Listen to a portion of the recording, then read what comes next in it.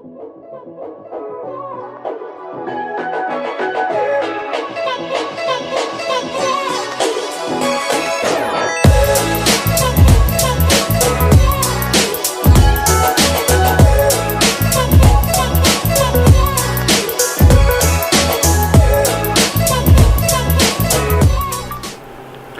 this morning I'm gonna get the engine out of the car and start sanding off the firewall and around the engine bay to prep it for paint. Hoping this week it gets warm enough. And sorry for the noise in the last video and this video. It's the heater that I installed in our garage to try to get it above or to 60 degrees to paint in here before springtime comes. But yeah, we're gonna turn this right here into this. Get it to focus. There we go. So, alright, so I was able to get everything disconnected from the top. So I got the harness out there, pulled it out through the firewall, disconnected the fuel. Then we got, well, the header still I gotta get off, but that's quick. Power steering disconnected. All the coolant hoses disconnected. If you guys can see back there, I don't know, well, maybe.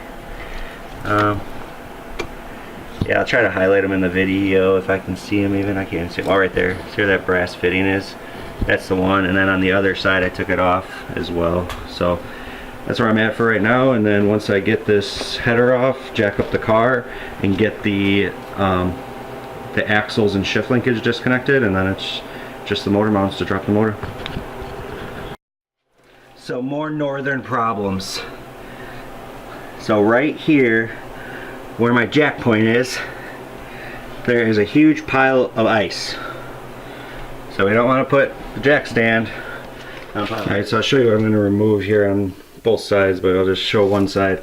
So there's a, I think it's a 32 millimeter axle nut. And then the shift fork, right, it's really hard to see, I haven't got a lot of light in here. Right there. So take the shift fork off, and then the ball joint right there, and then that will allow the lower control arm to come down and the axle to pop out. And once we get that far, I'll pick up to remove the axle from the transmission.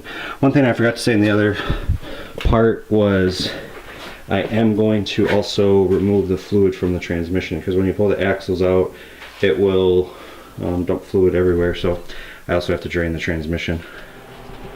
So I'm about to take out the shift linkage, and one of the things I learned a long time ago on a forum was if you don't have I think it's a number 12 punch, you can take one of the AC bolts, so your air conditioning would be like right there on your compressor. You can take one of these bolts, and it's the same size as that pin that's in the shift linkage. I'll try to get underneath there and show it if I can. It's kind of dark under there, so we'll see if it works or not with the headlamp. There. You can see that. Hold on, let me try to focus this a little better. Yeah, there we go. So that pin right there, this, let me see if I can get the light to stay on it. Yep. So this right here will fit perfectly in that pin to punch it through to the other side if you don't have a punch. Okay, so I got the shift linkage removed, the header removed, the axles pulled. So right now there should be nothing left attached to the engine and transmission, or transaxle I guess technically.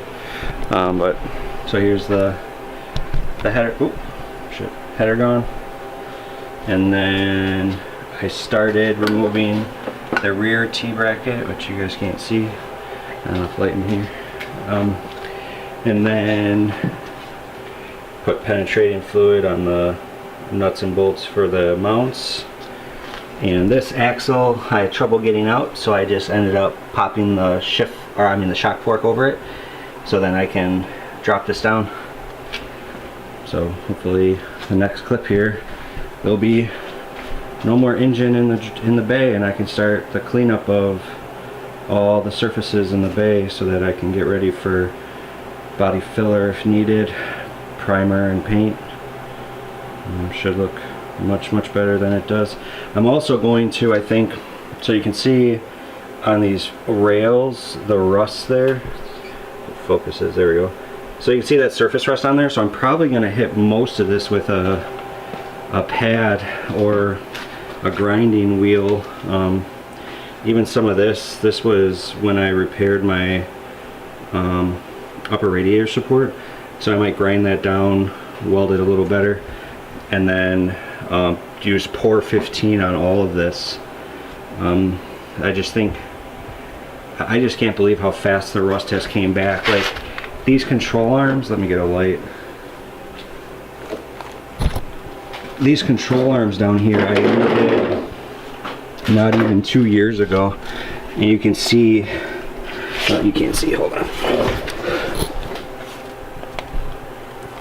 how rusted these control arms are.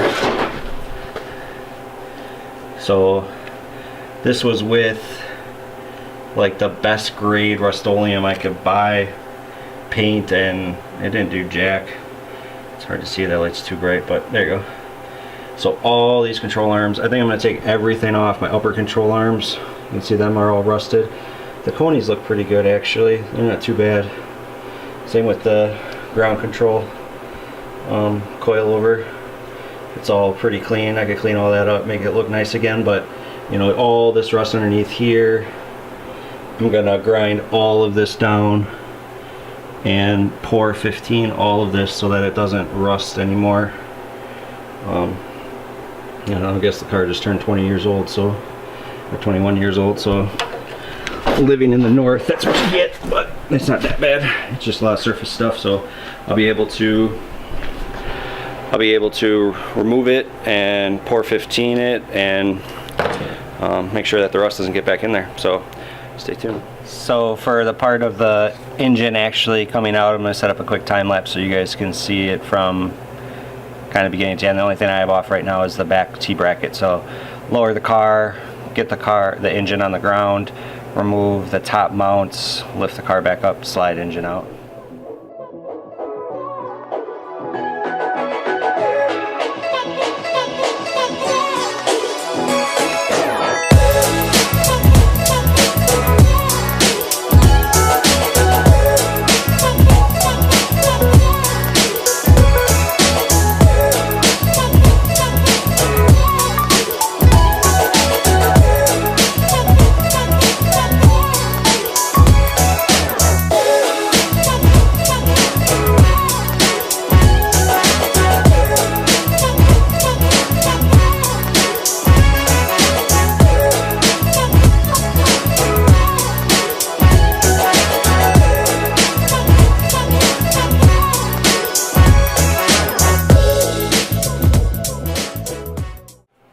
Alright, so I got the engine out and just started removing some of the mounts from the bay, but here's basically what it looks like now.